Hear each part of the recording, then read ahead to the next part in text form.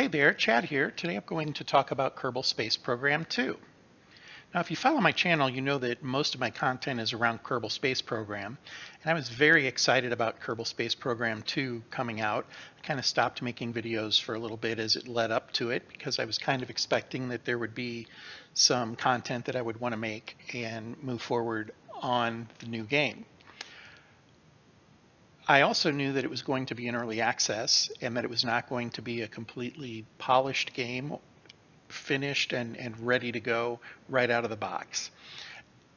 I was hoping that the game would be a little closer to a final product than many people were speculating that it would be, and unfortunately, I'm the one who's disappointed on that end. Now, I don't think it's a total loss. I've seen a lot of posts where people are completely scrapping it, and I mean, you know how the internet is, threatening lawsuits like that is something you get to do.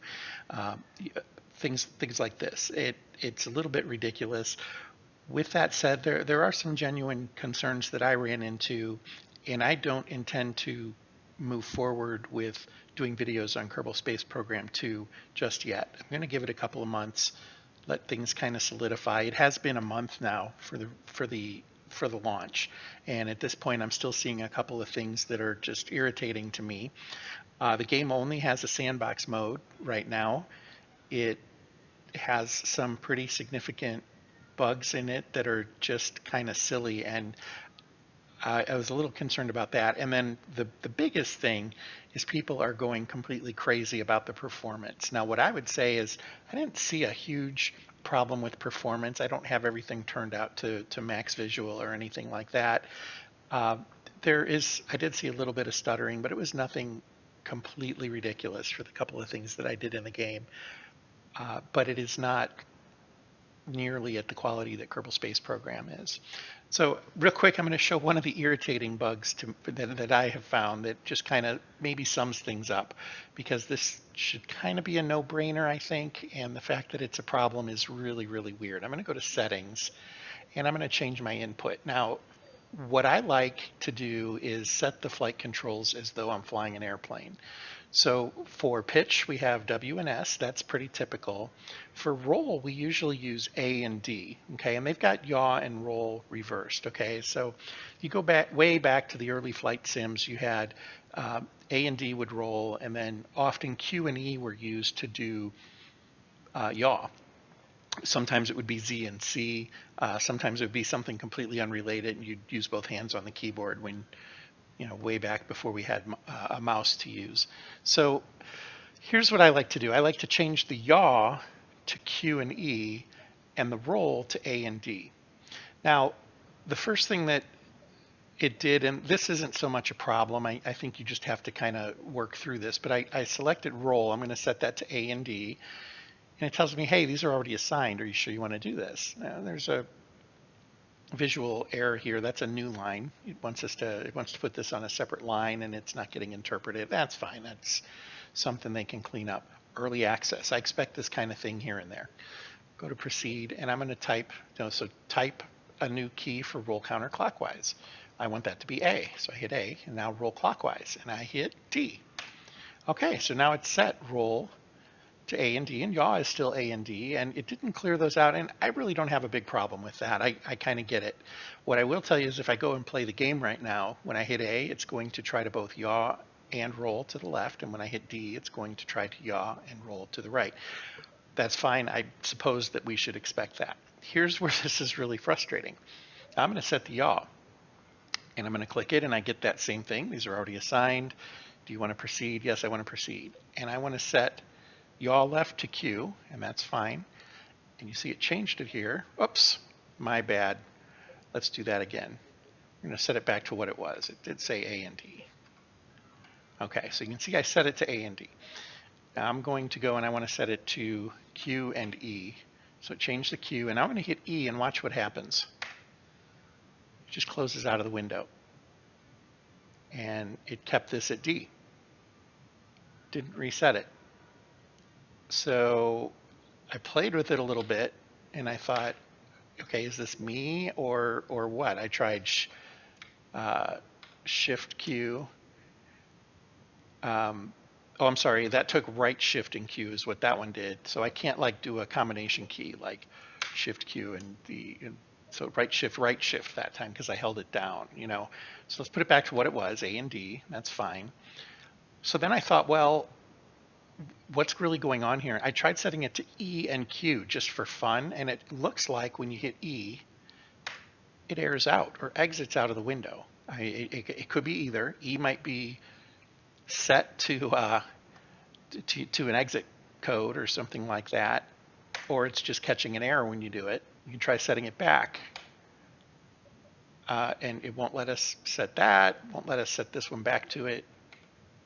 If I hit E first, it won't take it, it exits out. For somebody who wants to customize their keys here, that's just really, really frustrating that you can't set that. Let's move ahead just a little bit. We'll look at what the campaign is. So I'm going to say start a new campaign, and the only game mode I have is sandbox. I can set different difficulties, and it allows me to set this up a little bit. We're just going to go with normal, and I can give it a name. Campaign 1, we're going to fly for Kerbal Space Agency, but we can change this to whatever we want. We can change it to NASA if we want. We can change the flag, and there are some nice, interesting flags you can pick from. So we could say the Consortium of Federated Planets, you know, or something like that. First time user experience. This will give you the tutorial kind of steps, and that's fine. You can leave that on, turn it off, whatever you want to do. Okay, and then when the game starts, you get this little video and sound and stuff, and it's a little fun. And these are the videos that help you with the tutorial. These pop up and give you some help there, but what you might notice is it just looks kind of different, right? And there's nothing wrong with different, but the only places you can go is you can get to the launch pad, you can get to the vehicle assembly building. There's runways there, but there's not a lot I can do from them. I guess maybe it'll allow me to load up an already pre-built plane. There is no air hangar like there was before, at least not right now. Put you on the runway. I would thought that would have been space tracking. This is tracking. The training center, and the training center just gives you walkthroughs, you know, short tutorials on how to do various things. Let's go ahead and get into the back to Kerbal Space Center. Let's go ahead and go into the vehicle assembly building. We're just going to build a really simple rocket here. And again, I think I left the tutorial on there, so that's my bad. It's showing us what all the windows are. Skip over that. Okay, so we have to put some form of, you know, capsule on there. We'll go with, let's go with a hex. So we'll start with a hex. Okay, and then a lot of this is like we would expect. There's parachutes and things like that. Make sure I don't have a drone on accident. That is not a drone. We just drop it on there. I can move this around a little bit, and then we're just going to go ahead and let's put a separator. Here we go.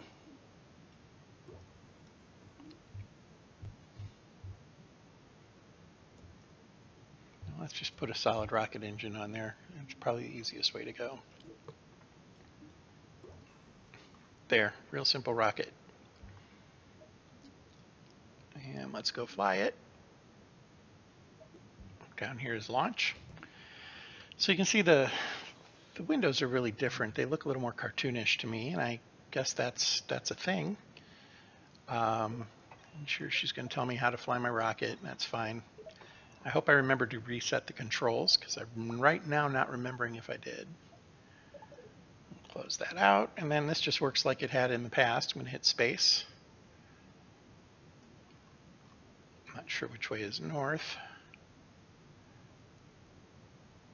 It's on me. Now you can have a countdown set where it'll do a 10, 9, 8 sort of thing. I chose not to do that right now. And yeah, I don't have any control over this at all. But this is our new interface. I do like the nav ball a little better, I think. It gives me a little more information and it just looks a little more pleasing. Here's our fuel on this particular stage. You can see our altitude here. This is the thrust level, and this is, of course, a solid fuel, rocket fuel, solid rocket booster. So I don't have any control over that. There's no way to throttle it. We do have the ability to turn on and off. You know, this gives us a little bit better look at how to control a rocket. But you'll notice again, there's really no control on it. And that's that. That's going to go up for a while. It's telling us that our APO is going to reach about 26,000. So it's going to end up being probably closer to about 19. Yeah, it's going to be quite a bit under 19, isn't it? We can speed up time a little bit.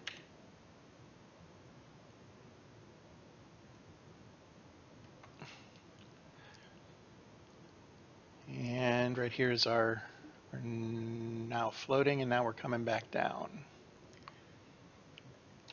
Again, no control over the actual rocket. We can go ahead and fire the next stage, or maybe not.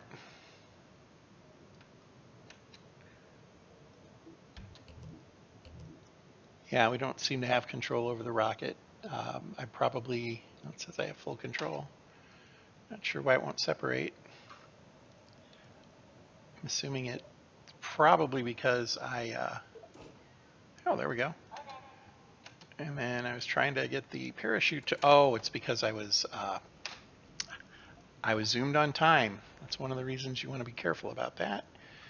And then there's our beautiful parachute. It's a nice looking parachute. And our capsule flipping over. And I'm not sure what I did. We apparently hit the water a little too fast. So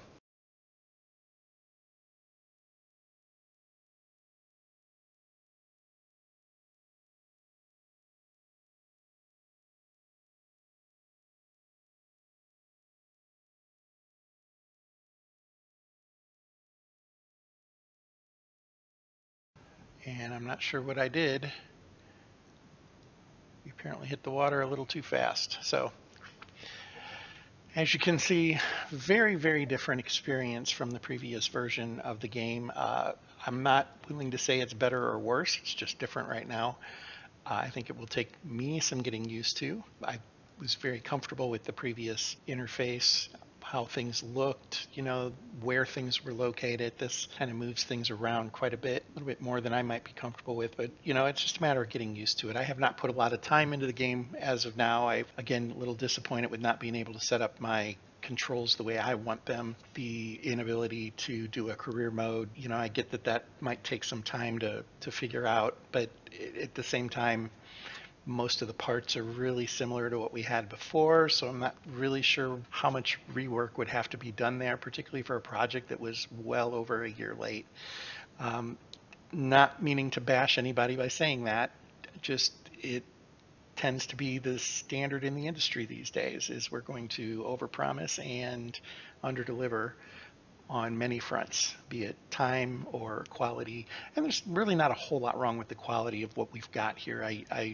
Again, I'm not disappointed with it exactly, but I also not sure I want to spend a lot of time doing things that I'm certain are going to change before the game is actually, complete. So this was a first look for me at Kerbal Space Program. I hope you saw something here you liked. Thank you for watching. I do appreciate your time, and until next time, fair travels.